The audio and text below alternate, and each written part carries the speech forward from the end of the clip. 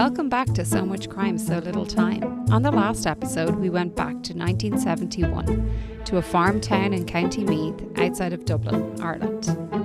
Una Lynskey, a 19-year-old, on her way home from work, disappeared and the investigation was just starting.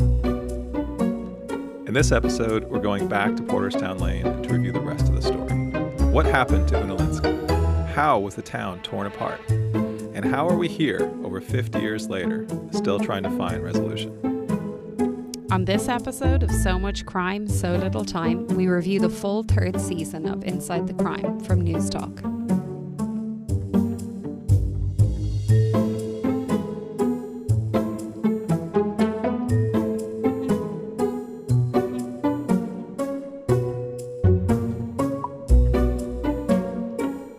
I'm Jeff.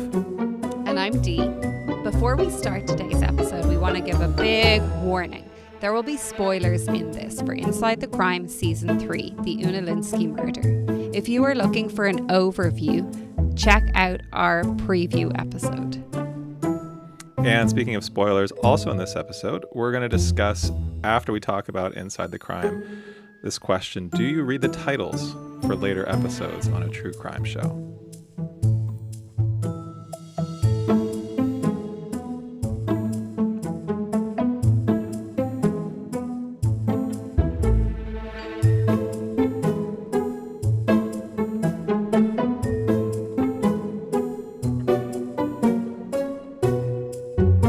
Before we discuss our thoughts and opinions on Inside the Crime Season 3, let's recap on Una Lynskey's murder and what plays out in its aftermath.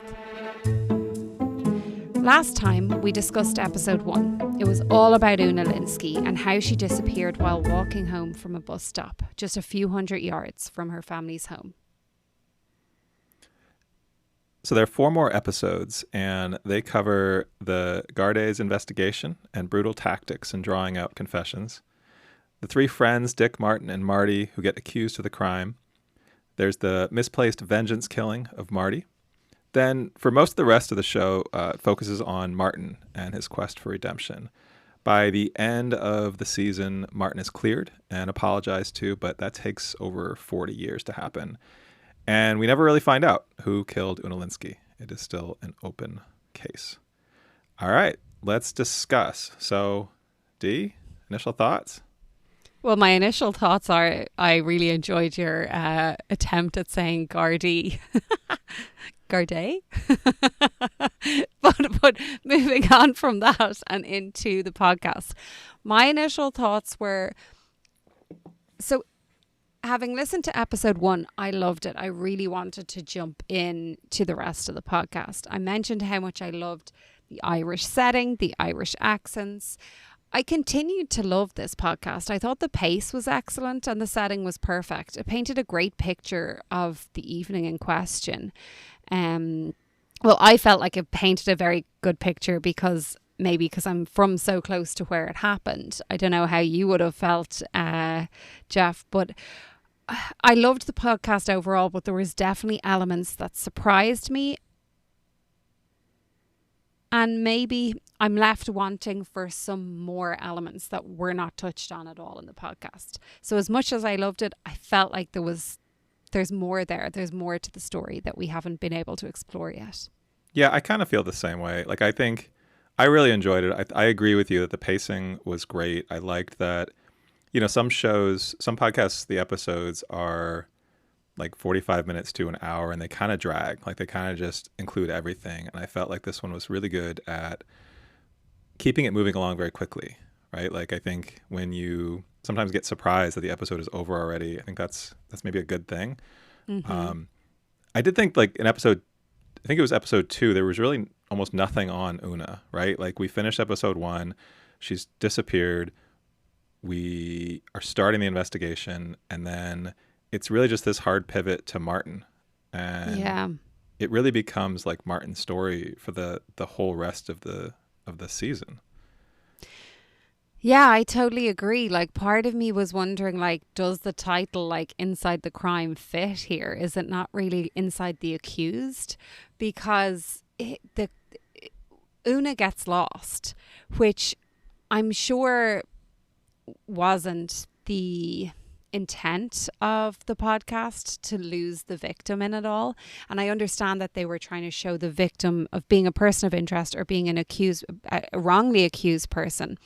But it just felt to me that she definitely got lost in it. And this pivot was more about Martin, more about the impact on his life, on his family, even as you said, as it moves on to 40 years later and him getting the apology and like the admission that that his conviction was overturned, etc. It felt really like a stark pivot to episode 1, where I was invested in this girl, this 19-year-old woman who just, with it seemingly so much evidence, so much there, like so much ability to catch the killer, like the person who actually killed them, and they got lost. But then maybe that was the point of it. Maybe the other aspect of it that is touched on so much in the podcast is the police, or the Gardaí, as we call them in Ireland, and maybe how like it was just lazy. They were lazy. They went after these 3 guys because they had the same car, seemingly. They tried to fit everything else in. And because of that lazy policing, they lost Una. They lost Una in the mix of it all. Like, her story got lost. Yeah, I think that's right. So looking at my notes, so she gets found, a couple months after she disappeared. Mm-hmm. The show covers that in episode 3, right? So, and then her family, it's alluded to that her family moves away. Yeah. Right. And, there's the focus on what her brothers do, right? Which we should talk about a little bit. But yeah, like I wonder how different it would have been if the first episode like presented it as a story about Martin. Yeah. Right. Like, here's a story about a guy who gets, he's what, 20? He's not much older than she was, basically the same age. Mm-hmm. And he sort of gets caught up in this thing just because he's got these couple of friends. They happen to be in a car that's similar to the car that we think was involved in the crime, but we don't really know, right? Like, that's kind of bizarre that there's this unusual looking car, which I think they allude to like in the last episode, that how many of these cars could there have been in this area at that time? How hard would it have been to find? Like, it seems like they could have tracked that down. Well, and that's the thing about the Gardaí and their disregard for all of the witnesses and the evidence that pointed away from the men that were named as people of interest. And that was so frustrating. Like, and I can only imagine what the Lynskeys must think when they hear like that kind of thing, because like if they had the Gardaí were called in so quickly. So they had time on their side. And then also they had all of these witnesses from people who had like no agenda. Like Pádraig Gahan was Una Lynskey's cousin, and he had a good look at the driver, and he noted that he was like a well-dressed man, like a middle-aged man. Like if Dick Donnelly's working on a farm, he's not going by he's not well-dressed, first of all, and he wasn't middle-aged. And second of all, Pádraig Gahan would likely have known him or been able to identify if it was him. Like, so that is an eyewitness. And yet they use this weird evidence of these 3 lads saying, "Oh, I heard a car, it must be Dick Donnelly's," as like, and they use that in court, and that's what they use in order to like up their story. It's just so bizarre. Right. It's as if they didn't want to solve it. Because what was so interesting was like the whole like description of like, and the guards all like came into the farm. There was so many. Then the murder squad were in. It's like everyone was taking this so seriously, but instead of taking it so seriously, they were like, let's get this wrapped up. Like, just get someone in.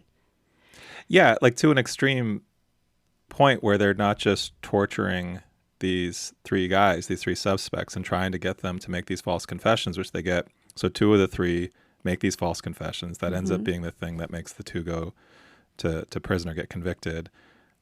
But then we find out they also tortured the witnesses, right? Like, they made them change their stories. They made them give false statements. They pressured them to do the same in court. which, in this I presumably small, close-knit community where these people all know each other, right? A lot of them are related to each other. Yeah, and then there was the guy who Martin was sharing a flat with in Dublin, and like he was out, wasn't he sharing a flat with this guy, a I don't remember roommate that or part. something? And he said, oh, one night after a few drinks, Martin had a few drinks on him, and he said Dick accidentally hit her with his car. And that is used in court, but apparently he was in the Garda station for 7 hours. So is that okay? So I feel like there's certainly reputations of the police and the way some of these investigations can go based on like who they're investigating in America. But like in Ireland, like is this part of the reputation of the police? I mean, I might be coming from a naive standpoint, but we were always raised to respect the Gardaí, and like, they were always out like members of the community. They're literally just trying to make sure everything is fine. They don't have like the fear factor that they would have, I think, in parts maybe America. They don't hold guns, just to note that for anyone who's unaware of that. They're unarmed.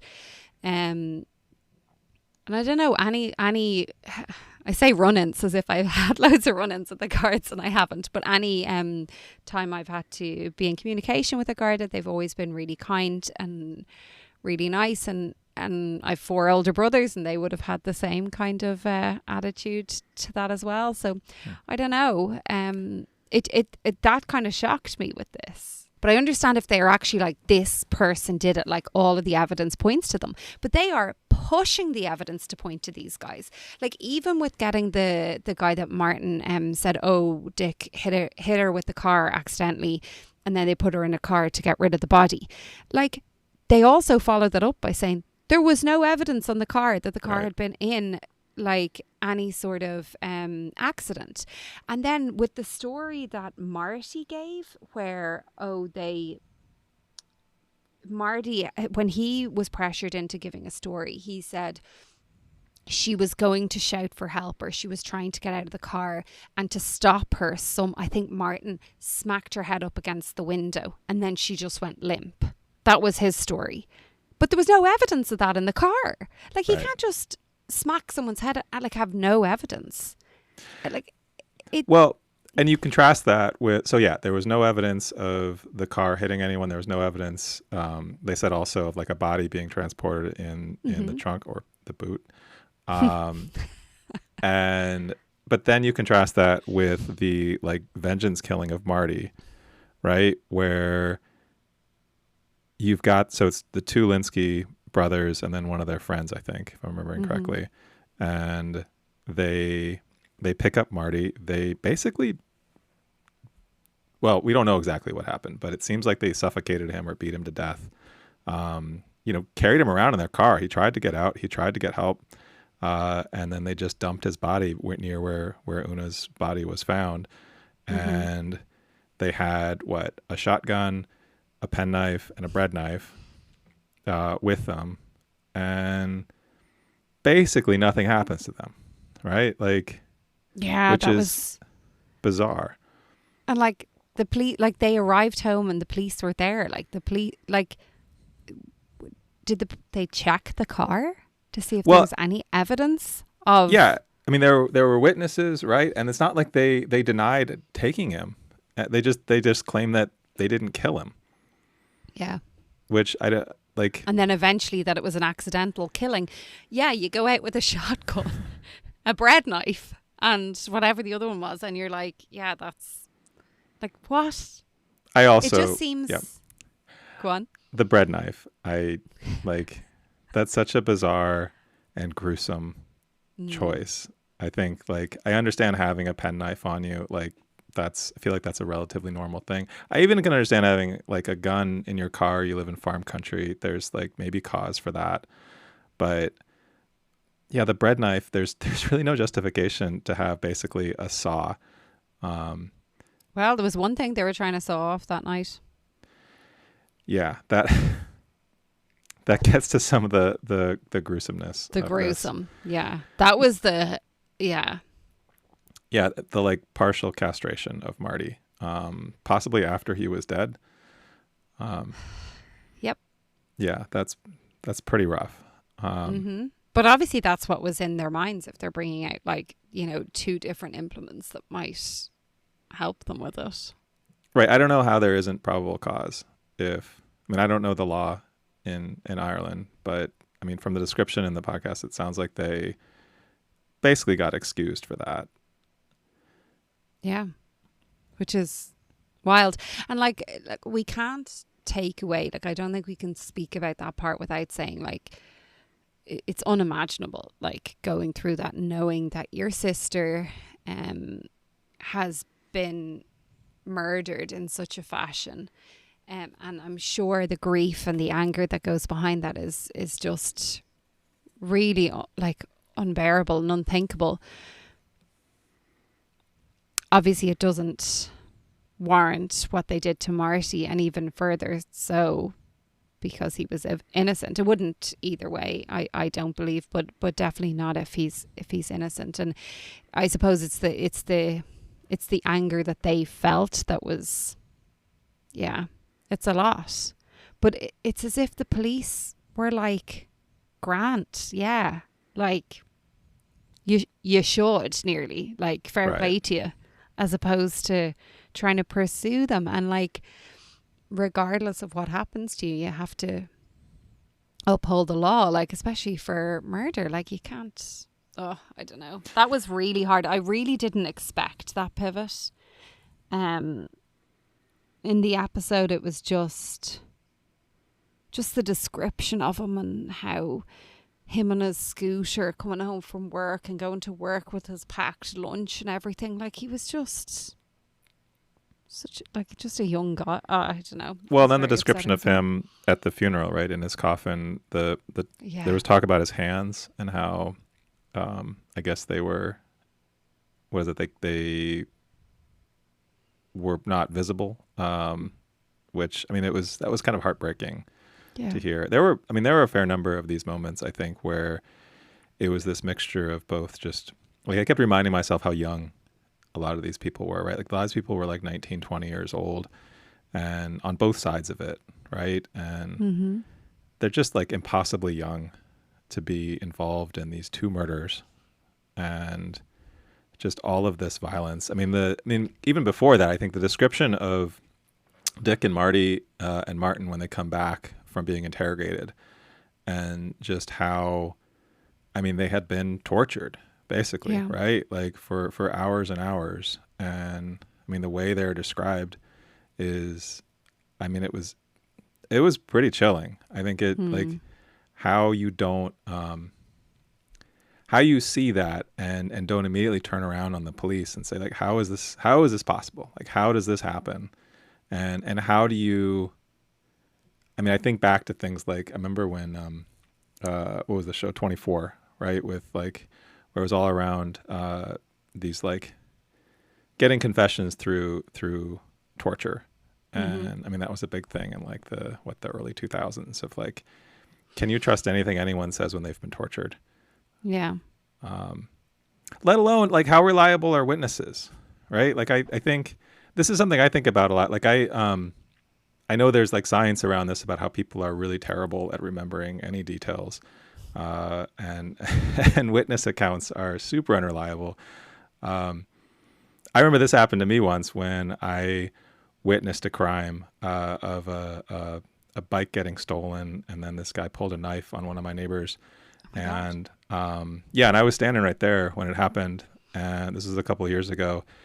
And when the police came afterwards and they asked me to describe just what the guy was wearing, and no recollection. Like I was standing next to this guy for a bit. I remember that he had a knife. I remember the action of what he did. I couldn't picture him. And it had happened 15 minutes before. And it just, maybe that's my own bad memory, but I think like to ask some of these people to remember what exact time it was that they saw somebody drive by, or when they got off the bus, or, you know, like this whole, like it happened at 6:53 and all that, like that, the specificity of it Yeah, especially like before like digital clocks. Like we're all working off That's a analog good here. point. Yeah. Yeah, I don't know. That seemed just bizarre. The whole thing circles back to like the lazy policing, because if the police had done their job at the start, these three lads would never have been pinpointed. And then Marty likely would never have, the Lynskeys would never have been putting their blame on Marty, and he would never have been killed. And like, there's such a knock-on impact of this just really lazy policing. And it beggars belief, because surely if you're like a policeman or a police person and you're going into a crime and you're like, Dick had given a partial license plate, 3 letters, 3 numbers, there was a J, and it likely ended in 00. It was either a Zodiac or a Zephyr. It was new because it was like, you could barely hear it going by.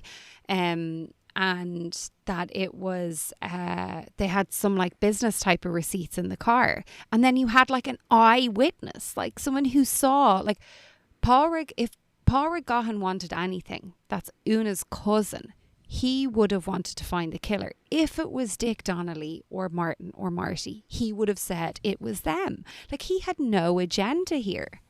Right. Whereas it was just so frustrating. That's what was so frustrating, is that knock-on impact of it. Like, really, really frustrating. Well, even just the cars, right? Like, so it's the Zodiac or the Zephyr, and Dick's car was the old beat-up Zephyr, and which you'd hear coming. It was so noisy. The exhaust hanging on the ground. Right. And I mean, the description of it was like such a contrast to the Zodiac that, like, how many Zodiacs with that on the license plate could there have possibly been in that rural area? Yeah, and maybe it's true that the police looked for it. Like, maybe they looked for it. It didn't go anywhere. Like, we don't know that part of the story, right? Like, we don't hear their part. Yeah, and that's a really good point. Like, maybe that's the frustrating thing as well about the podcast. Not frustrating, but I think at the start I'd said like how it left me wanting, and that was definitely one thing I wanted. Like, I wanted to hear more about that. But they've reopened the case fully, so I don't know. They've reopened the case, but also, and this is something that gets talked about in the last episode, where we get into like going back to the files that were lost or destroyed, right? Like, it was like 2/3 of the witness files, these ones that were like kept in black bags in a women's bathroom, and then got tossed either intentionally or accidentally because they thought they were trash. So like, I wrote it down, it was 266 of 371 files are just gone. So all of that work, however helpful it could have been, and now it's been over 50 years. So, most of the witnesses are gone or unreliable at this point. I mean, it's been so much time. I appreciate that they have started working on this case again, both investigating Una's murder, but also Marty's murder, which I feel like we know what happened there. It's just a matter of like there being justice. But I mean, what are the odds at this point that this ever gets solved? Like, this is the coldest of cold cases, right? Yeah, I mean, likely even like if it's a middle-aged man that took her, like, he's not still knocking about, I'd imagine. Right.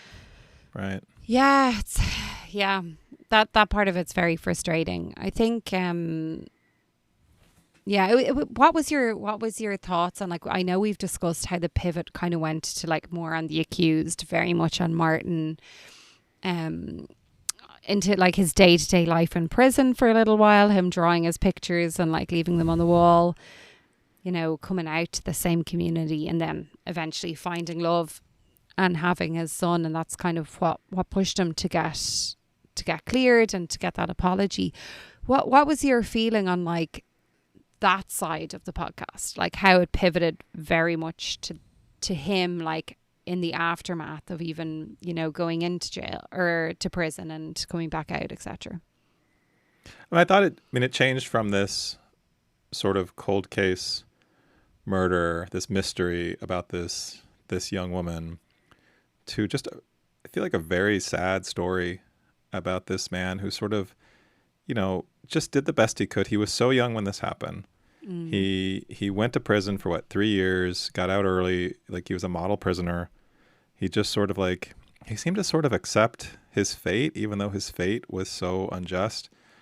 And then, the decades just kind of go by. And I don't know, it was what was it? It was not just a combination. It was his son was born, and that was the same time there's the thing with the, Jerry Conlon. Oh, happened. yeah, the Guilford Four. Right, which, it's funny, I only knew, I remember that movie, In the Name of the Father. Mm-hmm. Did you see that movie? Yeah. Was it Daniel Day-Lewis, I think? And yeah. I forget who else.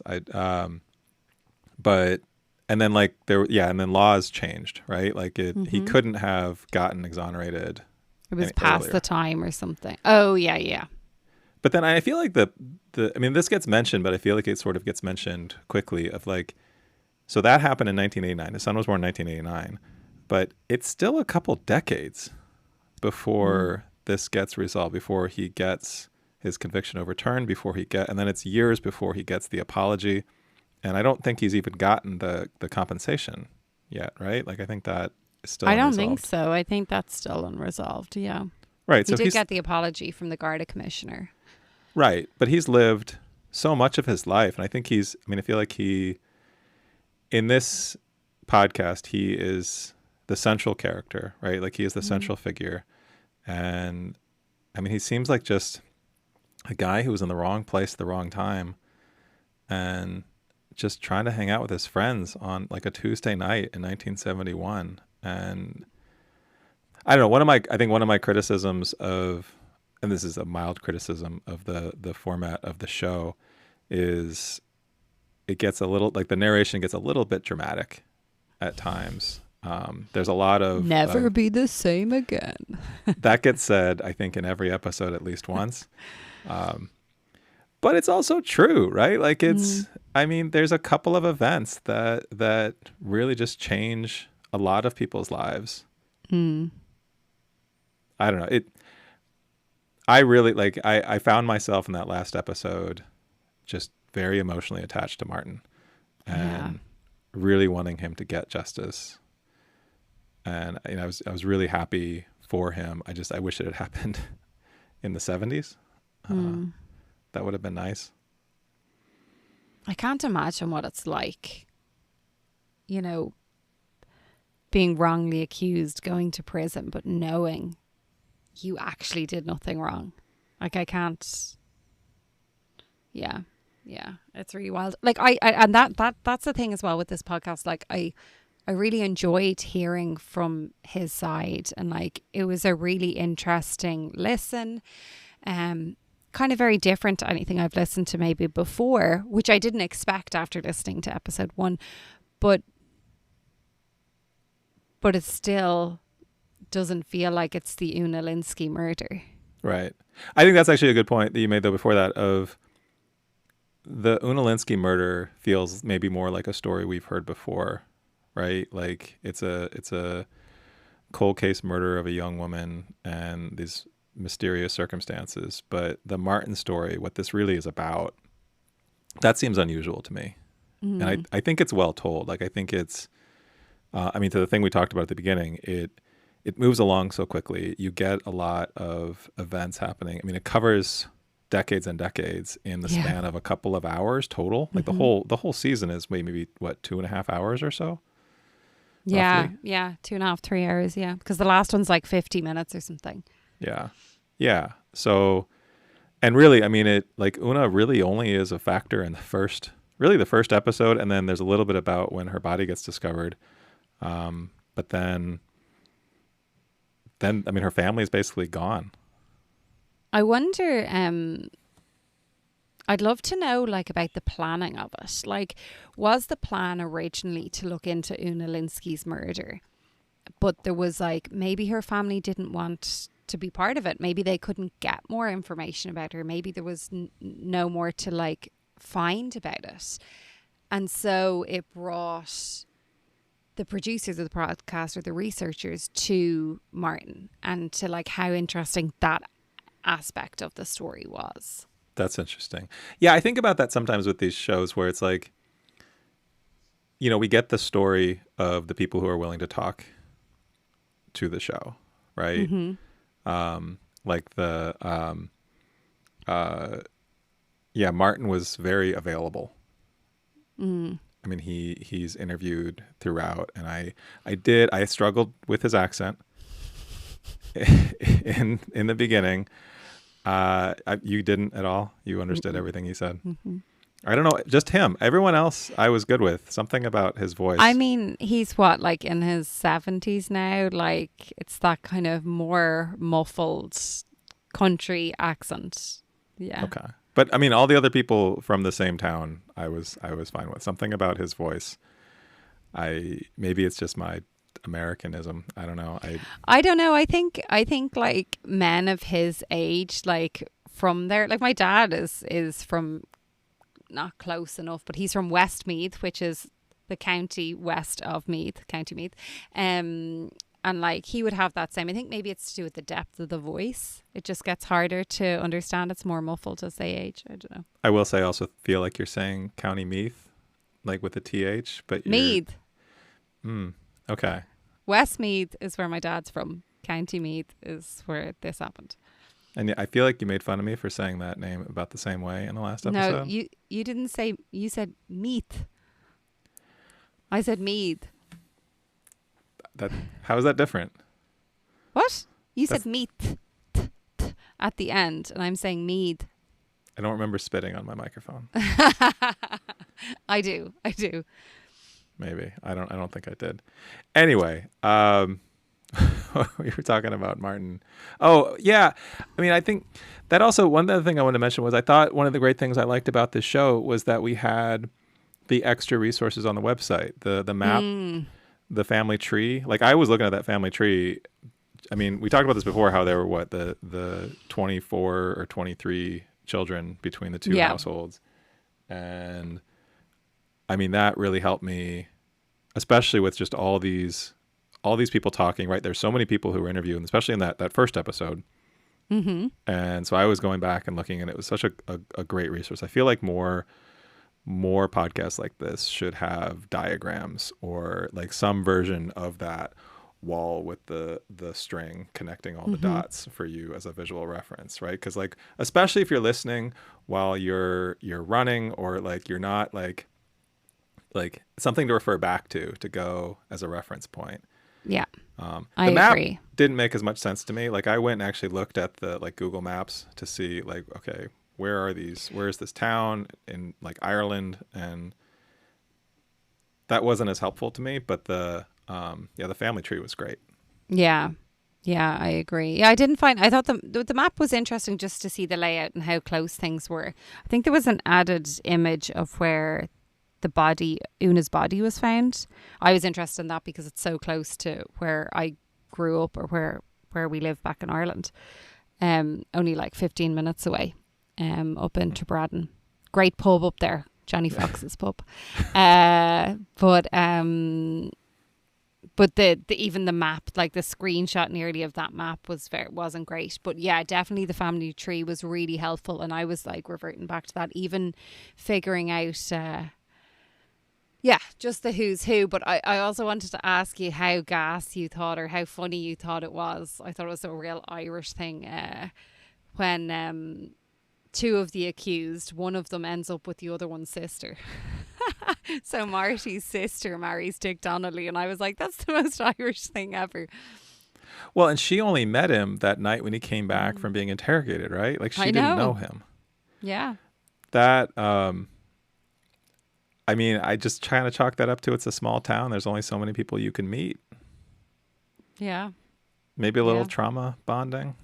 I don't know. Trauma bonding, maybe. Yeah. That it was sad that he died before he got the conviction overturned. Yeah.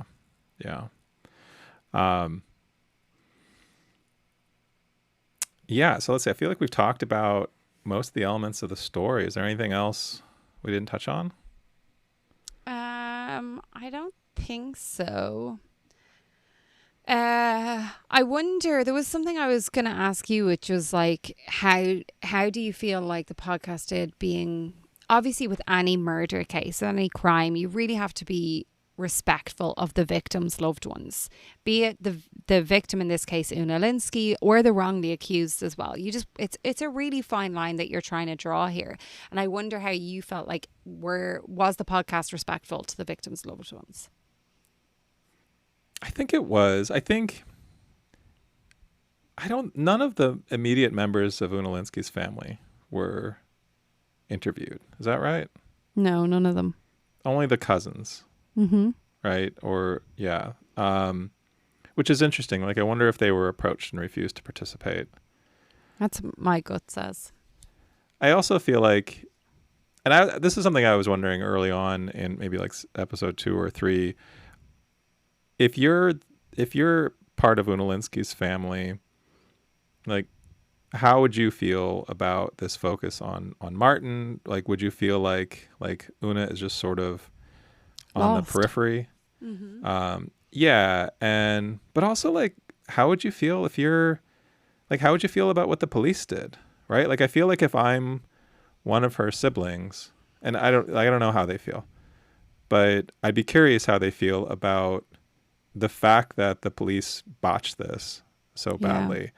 And like, there's somebody out there, or there was somebody out there who murdered this young woman. And, you know, not only do we not have any idea who it was, but like, we don't even, like, what was their motive, right? Like, we know so little about what happened to her. And I feel like that didn't really get touched on. And I feel like that I would want that too.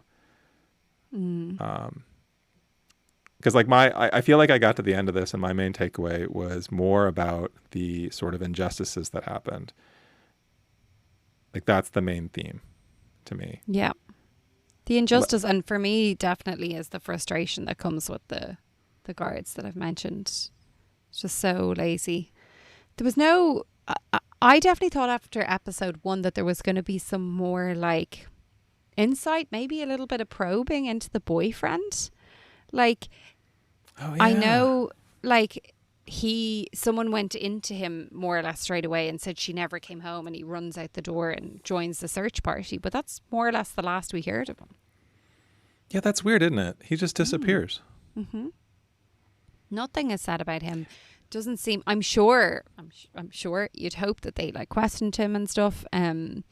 But, like, given that, like, because in the episode 1, it talks about him having a really nice car and, like, he had a really good job. Like, even if it wasn't him, could it have been a connection of his? It's just, it was never discussed. Do you think, though? So I feel like I have heard other podcasts that spend a lot more time exploring, like, every avenue, and maybe those were dead ends. And I wonder if maybe, like, we're better off with this being just a more succinct story, told a little bit more efficiently. And it's only when you really sort of go back and pour over it that you realize, oh yeah, there were a couple of things that were sort of loose ends that never got followed up on. Well, I suppose the point of... It seems like the point of this podcast wasn't to dig into what happened to her. It was to dig into what happened after she was murdered, because it doesn't appear that there was any dig into trying to find out, like, more facts than Martin was able to give or Paul was able to give. It seems to just be the story of Una Lynskey, and, like, let's tell the day she got murdered and the aftermath as it happened to these 3 lads. And that's it. Like, it's not a case that we see in some other types of podcasts where they're going around interviewing people hoping to find, you know, what do they call it, the golden nugget or whatever, that's, like, gonna lead them there. Like, it wasn't like an investigative podcast. It was more like just telling the story. Yeah. Stepping back from it, how satisfying is that? Like, is that something you want in a story like this? It's just different. Ideally, I like when there's like investigation to it, but sometimes I'd feel like, you know, investigative podcasts can really go down a rabbit hole and they don't really lead anywhere, and it can be tangly and a lot of unnecessary information, etc., etc. But so like I still enjoyed listening to the podcast. I would recommend people to listen to it. But again, I go back to the saying I've said it a few times now, which is I've been left wanting to know more about there's such major holes in the story that we didn't get an insight into. But I think that'll be for a different podcast. I think someone else is going to pick up this story and they're going to go through it and they're going to do the more investigative side of it and try to figure out. Yeah, I might disagree with you a little bit. I think I have listened to other true crime stories where the framing of the story is more around, and this has been a while since I've listened to it, but like the serial problem of like, as a host, I'm going to ask a bunch of questions that I don't have the answers to, and they're never going to get resolved. But I'm just going to keep like throwing questions out, and they're interesting questions, and it keeps me engaged. But at the end, like I'm sort of overwhelmed with the unknown or the possibilities, right? Like, you know, this could have been the way it went, or that could have been the way it went. We don't know, but let's sort of drag this out over a whole season of content. And this one was much more factual, right? Like it was much more, let's report on what happened. Let's report on what we do know for sure. It did definitely present, like, we make what I feel like is a fair presumption that Martin and Dick and Marty were not involved, right? Like that seems to be the clear statement that it makes. And so let's follow along with what happened to Martin. How did his conviction get overturned? Like all of those bits and pieces that are all sort of like news and less so about speculation. And maybe that's what would have happened if it was more focused on Una. It would just have been a bunch of speculation without any resolution. Yeah, I get that. I think even like one episode, like having a sixth episode wouldn't have been too much. Like if there was one episode dedicated to the fact of like, these are the lines of inquiry that were looked into, or like upon research, like these are some potential like things that may have happened, but like, you know, nobody ever followed through with them, whatever. I just feel like there was so many questions like that I'm still left wanting. And I do understand what you mean. It can really rabbit hole down. You can get like flustered with the amount of like unknowns that there is. But in this case, it felt like some of them could have been given. Yeah. You know? It's a balancing act. I don't know. Yeah. I maybe I say that having like, I feel like recently I've listened to several full seasons of shows where we end up with, and still the crime is unsolved. And I know that's part of how this one ends too, but I feel like I did get a whole story. I got Martin's whole story. I know his whole arc, and like that reached a resolution point that was satisfying. Yeah. And I suppose isn't that the point of a podcast or any storytelling, is to like get you to connect with a character or like feel emotion, feel empathy for a character and see their story play out.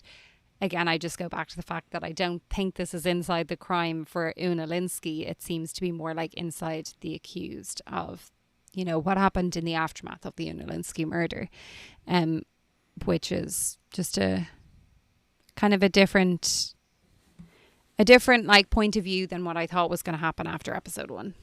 Do you want to draft a strongly worded letter to News Talk and say we think your show is misnamed? I thought it was really good, and like I'm actually, we've obviously listened to 2 seasons now of Inside the Crime. I'm really intrigued to listen to the third one, or the second one. To be clear, we listened to season 1. We listened to season 1 3. and we listened to season 3. And I would like to listen to season 2 because I feel like season 1 and season 3 were very different from each other, and also like had really interesting elements to them. So I'm gonna have to put season 2 on my list. one thing we didn't talk about is just the overall like production of the show. We talked a little bit about the narration, but like, did you feel like some shows, I think the music or the sound effects or the like all of that gets in kind of the way. How did you feel about that here?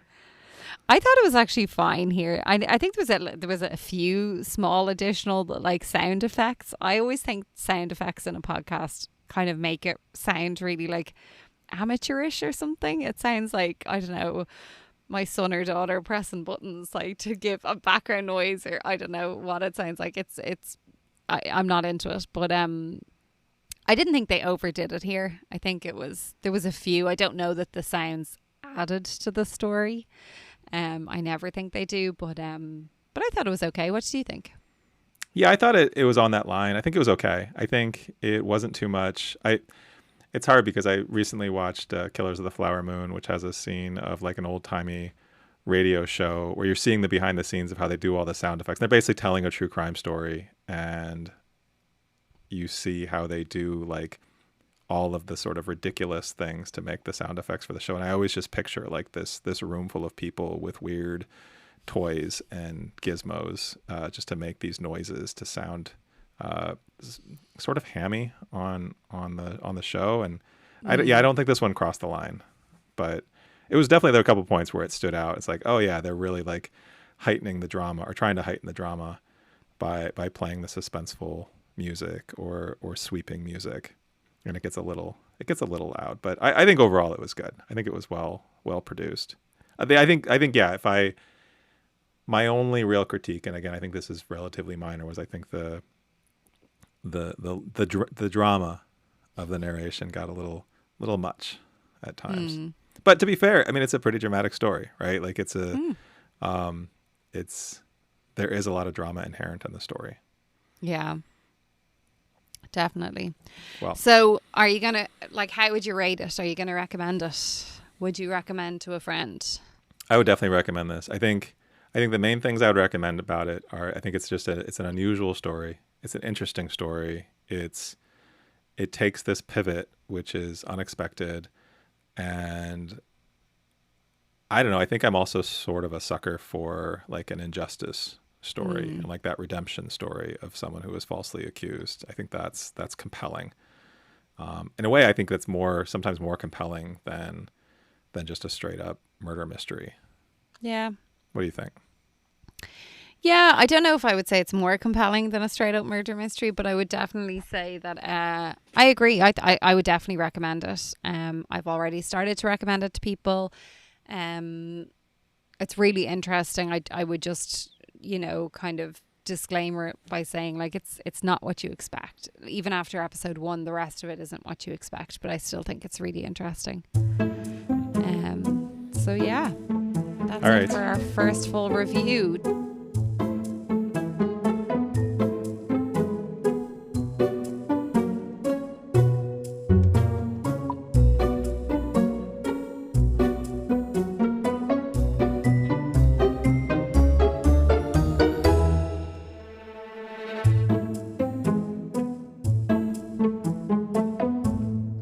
True crime question of the episode, Jeff.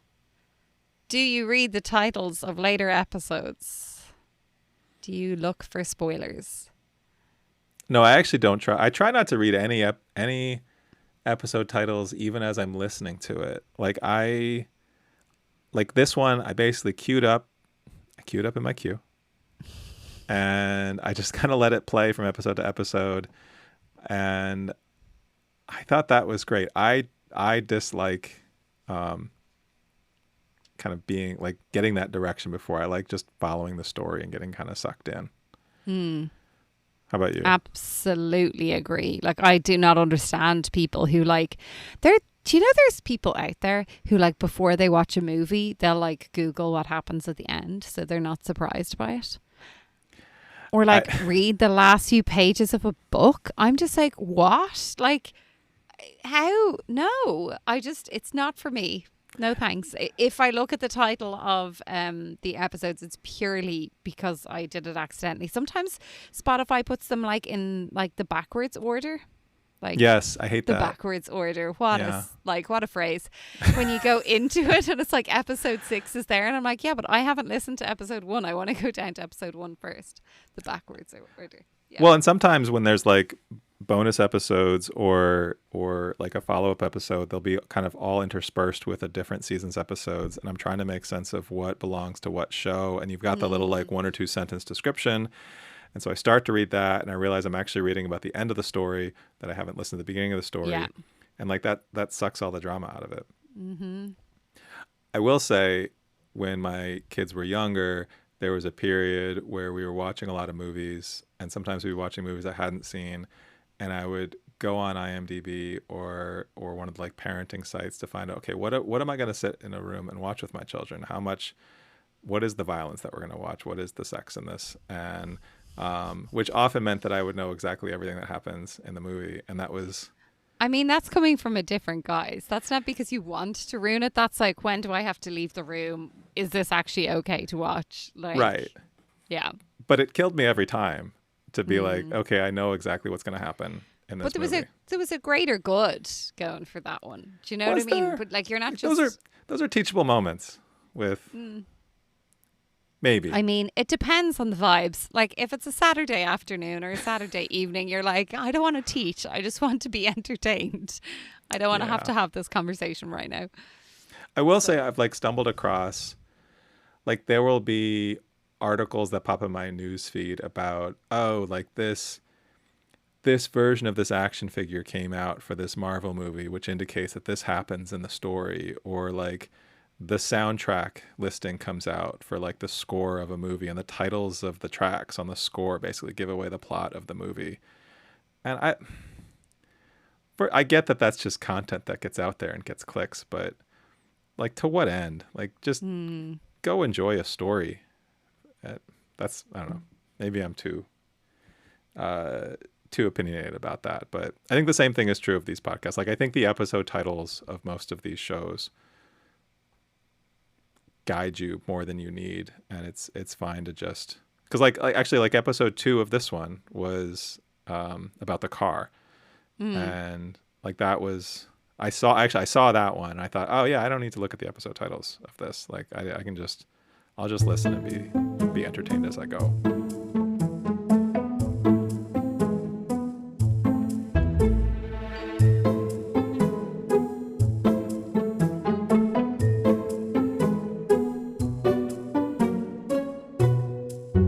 On the next episode of So Much Crime, So Little Time, we head to America for our next podcast. It's just after Christmas, 2011. Russ Faria comes home to find his wife, Betsy, dead. He gets charged and convicted of her murder. Seems simple? It's not. This story is going to get weird. We're going to do a primer episode on the Dateline podcast, The Thing About Pam. So we'll do this preview episode to start. It's a spoiler-free episode to help you decide if you want to commit to listening with us. And we want to note that this was originally a Dateline report on the TV show, and then it was a podcast, and then it was a TV show with Renee Zellweger. We're going to focus just on the podcast, which you can find wherever you get your podcasts. So Much Crime, So Little Time is a production of MimeGov Media. The executive producer is Paxton Calariso. Our associate producer is Blythe Ty. Theme music was composed by Vyacheslav Starostin. If you haven't done it yet, please subscribe to this show in your podcast app. Don't forget to give us a 5-star rating and a review. Even better, tell your friends. To join the discussion, look for us on social media. Check out the show notes for all the links. Thanks for listening.